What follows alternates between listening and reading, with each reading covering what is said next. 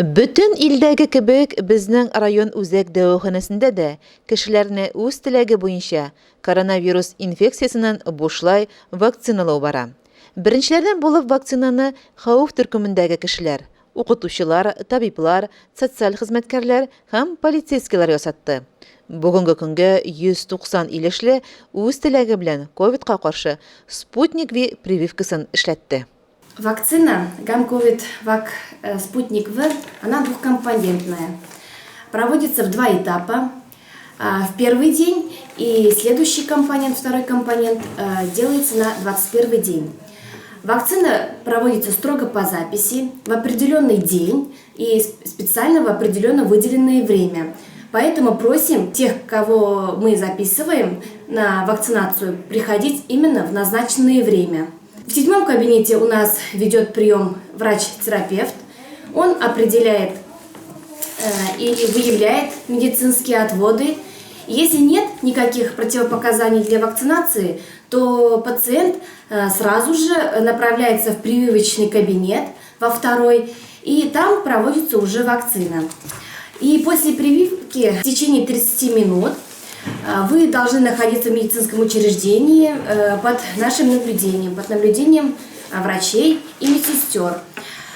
По сегодняшний день у нас сделано всего 190 вакцин, 11 из которых сделано работникам образовательных учреждений, 48 вакцин сделано для работников социальных учреждений и 131 медицинский работник привиты на сегодняшний день. Кто желает вакцинироваться, обращайтесь к своим фельдшерам или участковым терапевтам, медсестрам, чтобы они вас записали к себе на журнал и чтобы поставили на очередь. При поступлении вакцин они будут вас приглашать и записывать на прием. И еще такой нюанс.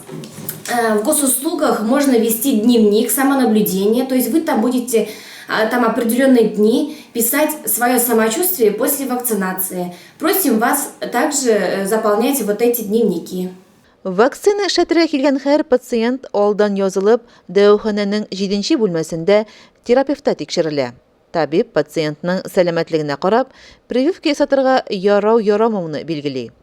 Прививканы бар кешеләргә дә эшләтергә ярамый. Сәламәтлек яшь буенча чикләүләр бар. Вакцинаны 18 яшы тулган һәр бер кешегә ярар эшләргә рөхсәт ителә. Бернинди дә аерым талаплар юк. Иң беренче чиратта кешенең үзенең теләге булырга тиеш. Шуның өчен дә без вакцина ясатучы килгән кешеләрнең башта температурасын үлчәп карыйбыз, кан басымын үлчәп карыйбыз, пульсын һәм бигрәк тә инде сатурация үткәрәбез.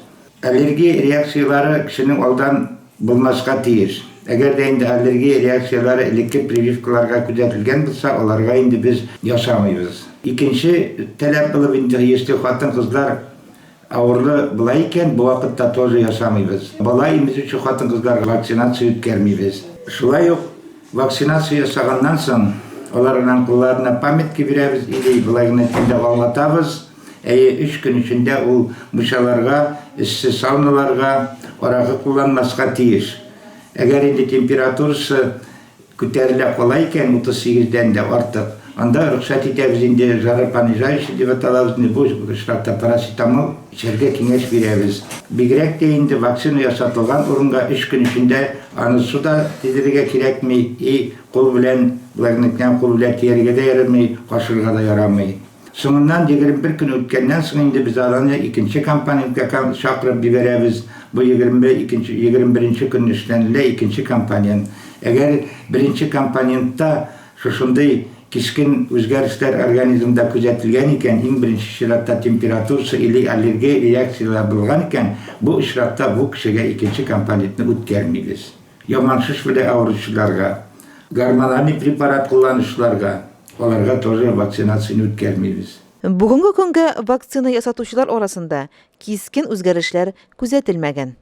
Әлеге очракта вакцинация белән үткән кеше безнең районда байтак кына ясадык, беркемгә дә аллергическая реакция я булмаса или шундый организмда кискен үзгәрешләр bulgan ışırakları açıklanmadı. Vaksinаны bek eybet, bek tыныш үткәрәләр. Терапевт тикшерүеннән соң пациент икенче прививкалар ясату бүлмәсенә юллана. Анда манипуляция уздырыла. Вакциналаудан соң пациент 30 минут күзәтү астында була. Мин сәламәтлек өчен, үзебезнең сәламәтлек, балаларның сәламәтлеге өчен, тирәяктә кешеләрнең сәламәтлеге өчен бу вакциналар безнең бөтен илдә дә әйбәт шутлана, качественный шутлана. Мин үзебезнең медицинага ышанам, әйбәт булсын өчен. Biz medработниклар шушы җиргә каршы вакцинацияны вакытында эшләтергә тиешле. Шуның өчен менә вакыты җитте дигәндә эшләтеп чыктым бүген. Моңа хәтле алдагы эшләгән хезмәттәшләремнең дә кире ялынтылары булмады. Бөтенесе дә үзләрен яхшы тоялар. Гам-ковид-вак вакцинасы кешедә 2 елга иммунитет булдыра. Спутник-Ви вакцинасының нәтиҗәлеге клиник тикшерүләр белән 91,4% дәрәҗәсендә расланган. Препаратның коронавирус инфекциясының авыр очракларына карата нәтиҗәлеге 100% тәшкил итә. Вакциналануга КВРАЧУ кушымтасы һәм дәүләт хезмәтләре порталы аша язылып була. Теләгән һәр кешене үзенең участок терапевтына хәбәр итеп, чиратка языла ала.